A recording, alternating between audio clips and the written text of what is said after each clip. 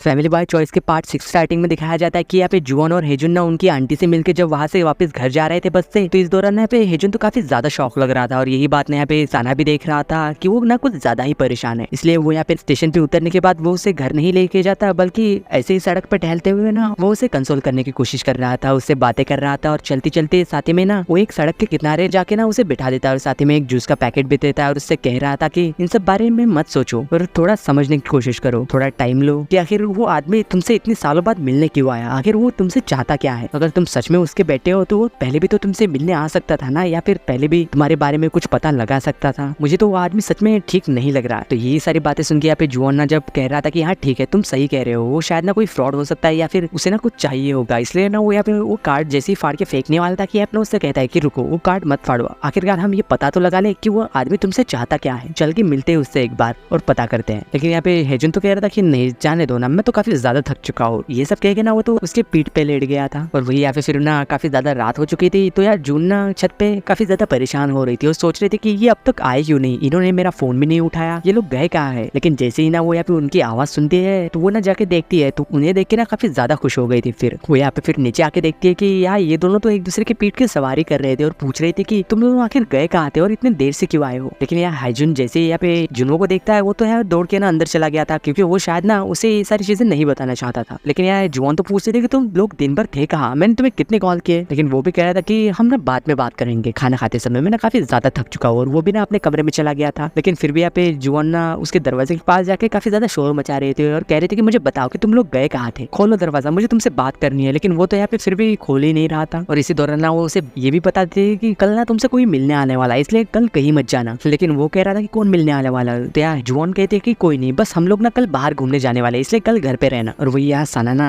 अपने कमरे में बैठा हुआ सोच रहा था कि कैसे उसके मॉम ने ना उसे छोड़ दिया था जब वो छोटा था, यहाँ तक कि उसने ना उसे कॉल नहीं किया अब तक, और अपनी बहन की डेथ के बारे में भी सोच रहा था और वो ना काफी ज्यादा सैड लग रहा था इस बारे में, काफी ज्यादा तकलीफ हो रही थी उसे, यहाँ तक कि उसे ना रात को ठीक से नींद तक नहीं आती इन सब चीजों की वजह से, क्योंकि उसे ना बार बार वही सपने आते हैं। फिर वही नेक्स्ट डे यहाँ ना जब दालना उसके घर आती है, यानी कि जुवॉन के घर हेजुन से मिलने के लिए, लेकिन वो यहाँ पे आके देखते हैं कि जुवॉन और सना ना दोनों ही घर पे नहीं थे। और वही यार जुवॉन ने उसे सॉरी कह रही थी कि मुझे माफ कर देना, मैंने तुम्हें यहाँ पे उससे मिलने के लिए बुलवाया, लेकिन वो दोनों ही यहाँ पे घर पे नहीं है, अब हम क्या करें। लेकिन वही ये सारी बात दाल को तो पता थी कि वो लोग ना कहाँ जा सकते हैं, हो सकता है कि वो ना उसी आदमी से मिलने गए हो, लेकिन वो ये बात ना असल में जुवॉन को नहीं बताती और ये कह देती है कि कोई बात नहीं, उन्हें कुछ काम हो गया होगा इसलिए वो चले गए, हम ना बाद में कहीं उनसे मिल लेंगे। तो फिर यहाँ पे जुवॉन ना दाल को मनाने के लिए उसे उसके कमरे में लेके जाती है, लेकिन जैसे वो एंटर करती है ना तो यहाँ पूरा ही कमरा ना बिखरा पड़ा हुआ था। जुवॉन ना जाके जल्दी से उसके कमरे को संवारती है और उसे कह रही थी कि वो तो अपना कमरा हमेशा ही क्लीन रखता है, पता नहीं आजकल उसे हो क्या गया है, उसका तो ध्यान किसी चीज पे है ही नहीं। लेकिन यहाँ पे दाल को पता था कि वो ना परेशान किस चीज से है। तो वही दूसरी तरफ जब इन दोनों को दिखाया जाता है, ये दोनों ना असल में हेजुन के फादर से मिलने आए थे, उसी आदमी से। वो जाके यहाँ पे उससे पूछती भी है कि तुमने मुझसे झूठ कहा था, तुमने कहा था कि मेरी मॉम ने तुम्हें छोड़ा है, लेकिन छोड़ा तो तुमने मेरी मॉम को था, और आपको ये बात पता भी थी कि आपका ना एक बेटा भी है, लेकिन फिर भी आपने मुझसे ना ही मिलने की कोशिश की और ना ही मेरे बारे में जानने की। तो फिर अब क्यों आए हो मुझसे मिलने के लिए, आखिर चाहते क्या हो तुम। लेकिन वो तो कह रहा था कि क्या ये सारी बातें तुम्हें तुम्हारी मौसी ने बताई है, वो जरूर ना तुमसे झूठ कह रही होगी। लेकिन हेजुन कह रहा था कि नहीं, मेरी मौसी झूठ नहीं कह सकती, झूठ तो आप कह रहे हैं। और साथ ही में ये भी कह रहा था कि मेरी मॉम ना जल्दी ही वापस आएगी मुझसे मिलने के लिए, इसलिए आप ना मुझसे मिलने की कोशिश भी मत करना और ना ही मुझे कांटेक्ट करना, क्योंकि मैं भी आपसे ना कभी नहीं मिलना चाहता। ये सब कह के वो यहाँ से चले गए थे। लेकिन वही ये आदमी तो काफी ज्यादा शॉक हो गया था कि अचानक से इस लड़के को क्या हो गया। और वही ये दोनों ना असल में एक बीच पे आए हुए थे, जाके सना तो शांत बैठा हुआ था, लेकिन यहाँ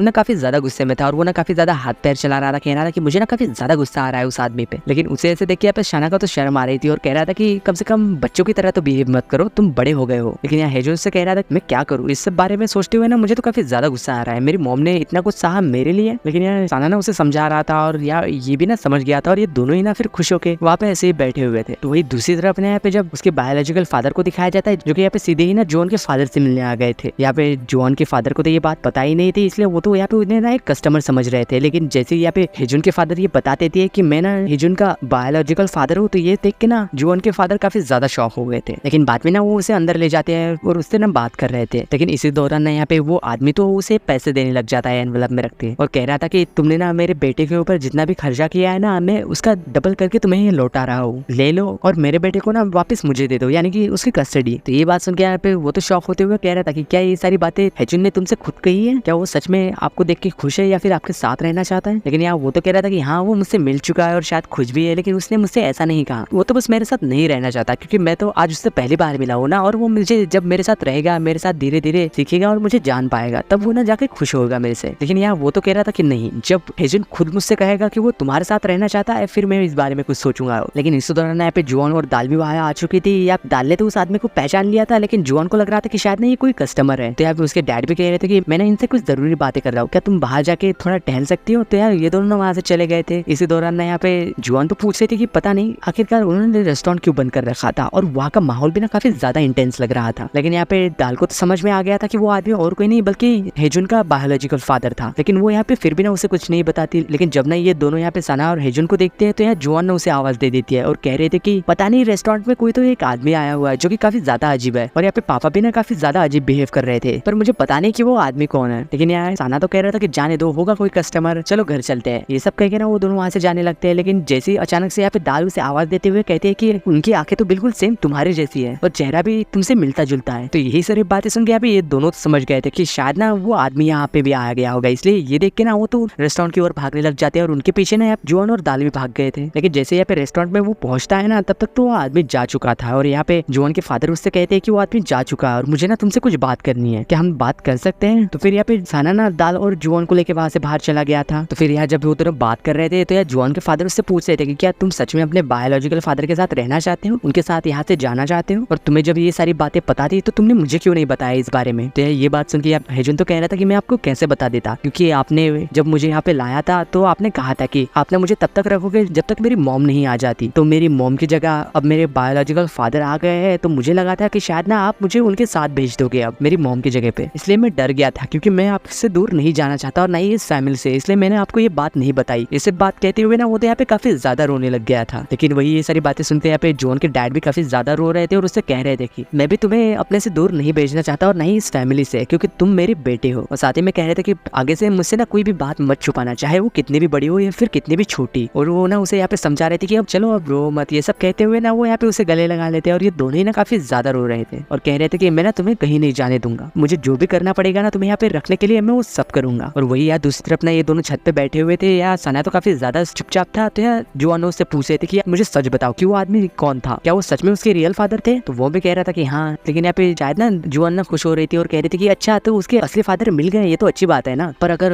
उसके असली फादर आ गए हैं तो उसे यहाँ से शायद जाना होगा, वो उसे तो यहाँ से ले जाएंगे ना, पर मैं नहीं चाहती कि वो यहाँ से जाए, हमें ना उसे यहीं पे रोकना होगा। अगर वो चाहे तो हफ्ते में एक बार उसके डैड से मिलने जा सकता है, लेकिन हमेशा के लिए वो उनके पास नहीं जाएगा, मैं तो उसे जाने ही नहीं दूंगी, हम ना उसे रोक लेंगे। तो यही सारी बातें ना यहाँ पे जोन ने भी सुन ली थी। तो वो यहाँ पे ये सारी बातें सुन के रोने लग गया था और वो ना उसकी तरफ बढ़ता है उसे हक करने के लिए, लेकिन ये दोनों ही ना उसे हक नहीं करते, कह रहे थे कि तुम बहुत ज्यादा रोते हो। तो वही दूसरी तरफ यहाँ पे उसके फादर को ही दिखाया जाता है जो कि एक होटल में जाते हुए ना किसी से टकरा जाते हैं, और वो असल में और कोई नहीं बल्कि सना की मॉम थी और साथ ही में उसकी बेटी। यहाँ पे उसकी बेटी तो कह रही थी कि हम भाई से मिलने के लिए कब जाएंगे, लेकिन वो बता रही थी कि हाँ जल्दी हम मुझसे मिलेंगे, थोड़ा तो सब्र कर लो, मैं ये तुम्हें इसीलिए तो लाई हूँ ताकि मैं तुम्हें उससे मिलवा सकूं। और इधर यार दूसरी तरफ ना जुआन के डैड और सना के डैड मिलके बात कर रहे थे इस बारे में और काफी ज्यादा सैड भी थे और ड्रिंक भी कर रहे थे। वो यहाँ पे ना उसे सारी बात बता देती है कि आज क्या क्या हुआ, और कह रहा था कि मुझे ना एक वकील को हायर करना होगा हेजुन को यहाँ पे रोकने के लिए, और इसमें ना काफी ज्यादा टाइम लगेगा। और वही यहाँ पे छत पे ना असल में तीनों बैठे हुए थे और एक दूसरे से बातें कर रहे थे। तो इसी दौरान ना जुआन उन्हें बता देते हैं कि मुझे ना किसी ने लव लेटर दिया है और उसमें ना काफी अच्छी अच्छी बातें लिखी है मेरे लिए, लेकिन उन दोनों को तो लग रहा था कि ये झूठ बोल रही होगी, इसे कौन लव लेटर देगा। तो यार जुआन ना जल्दी से भाग के जाती है, अपना लव लेटर लाती है और उन दोनों को दिखाते हुए काफी ज्यादा खुश हो रही थी और कह रही थी कि देखो ये मेरा फर्स्ट लव लेटर है, तुम्हें क्या लगता है कि तुम दोनों को ही कोई लव लेटर लिखता है, मुझे भी किसी ने लिखा है। यहाँ हेजुन तो उससे वो लेटर लेने की कोशिश कर रहा था, लेकिन वो ना उससे नहीं दे रही थी। तो यहाँ पे सना उठ के ना उसके पास से वो लेटर ले लेता है, लेकिन यहाँ पे जुआन तो काफी ज्यादा इतरा रही थी और काफी ज्यादा खुश भी थी। और इसी सीन के साथ फैमिली बाय चॉइस के पार्ट 6 की एंडिंग होती है।